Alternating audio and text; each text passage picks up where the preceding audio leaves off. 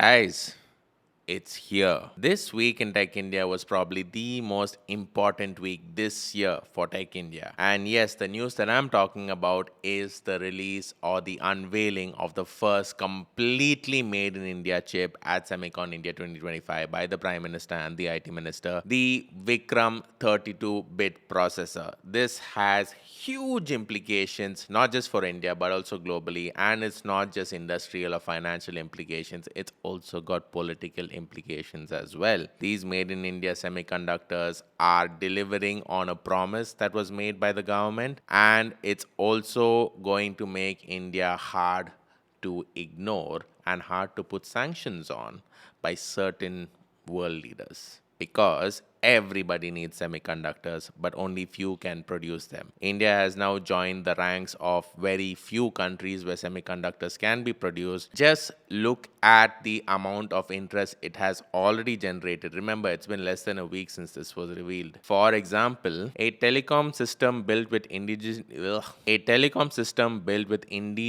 manufactured chips has secured Telecommunication Engineering Center certification.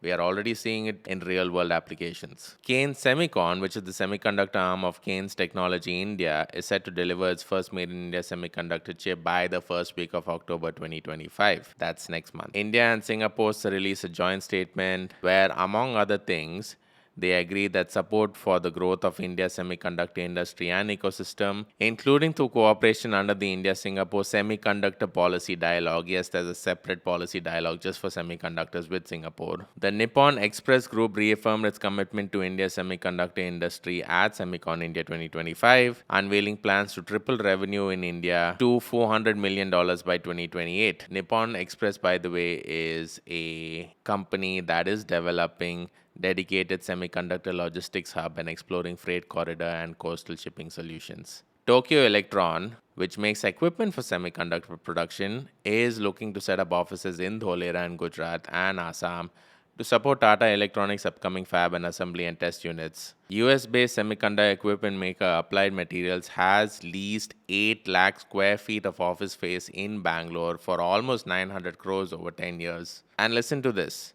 Intel, yes, the Intel, the decades-old chip-making giant of the United States, along with a few other partners, is establishing a semiconductor plant for 3D glass solutions in Odisha.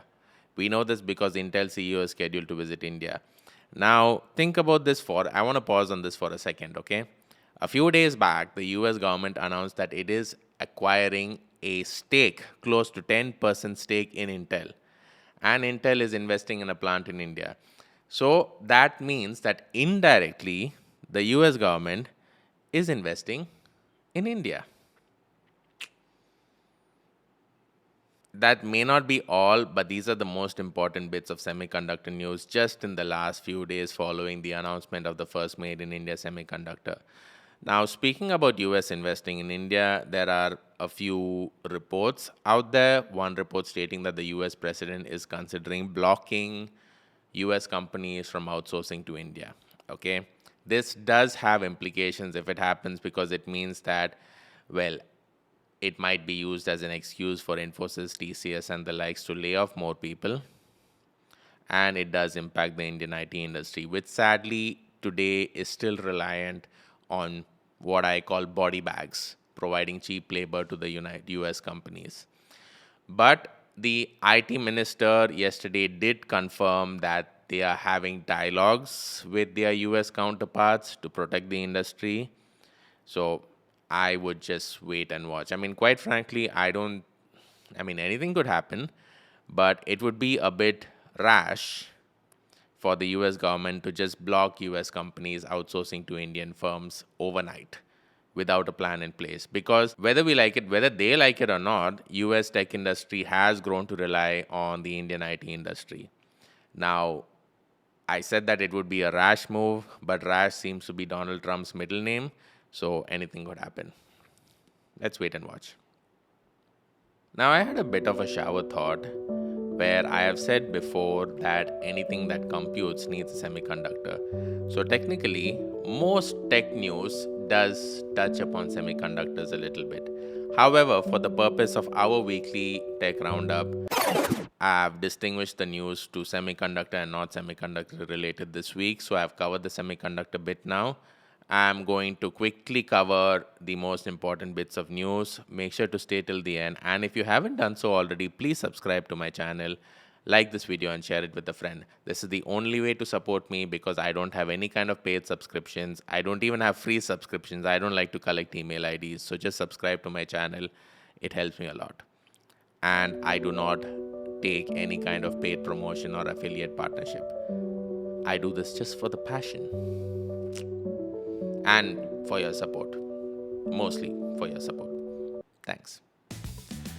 OpenAI, the AI company which announced that they are opening an India office and hiring Indian humans and giving away ChatGPT licenses to educators in India and have a dedicated low-cost subscription for India only.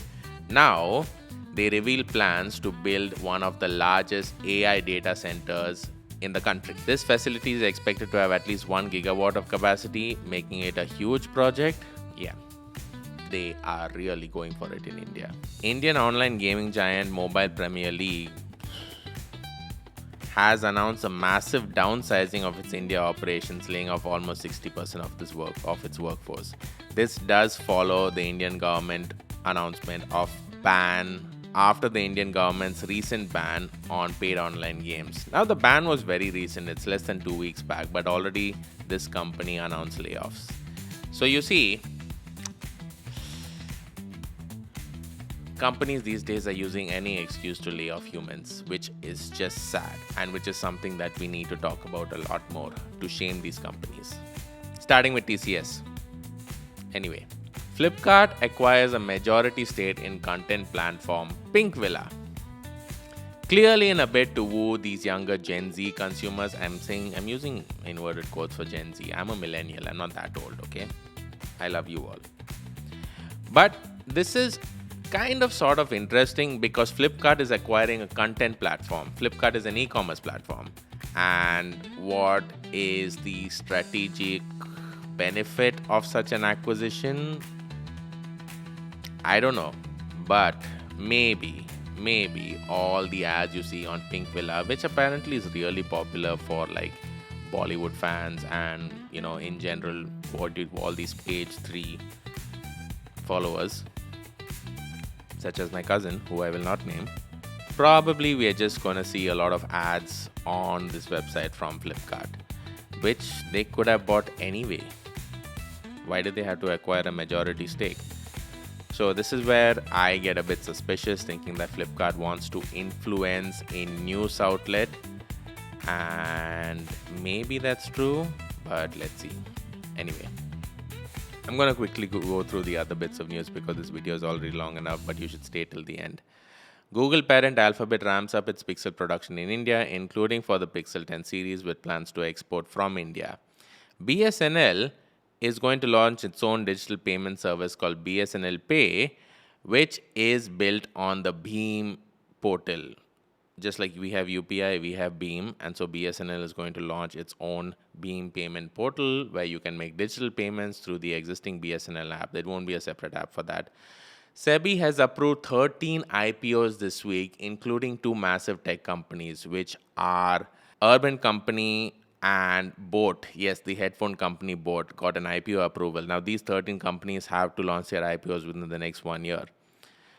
The Indian government is looking for investors to put $1 billion US, that's 8,000 crores plus, into Vodafone India. Clearly, the government wants the company to survive because without that company, there'll be less competition for Airtel and Jio. But the government does not want to put taxpayer money into Vodafone India. Rolls-Royce, yes, the Rolls-Royce, which makes luxury cars, but also it's a global aerospace and defense technology leader, has expressed interest in expanding its footprint in Tamil Nadu with plans to set up a maintenance, repair, and overhaul facility in Osur in Tamil Nadu. UIDAI is working on a new mobile application called e-Aadhaar that could allow people to update their Aadhaar information right from their phones without needing to visit offices and stand in long queues. Dunzo is officially admitted into insolvency, which is sad because Dunzo really had a moment in Indian culture.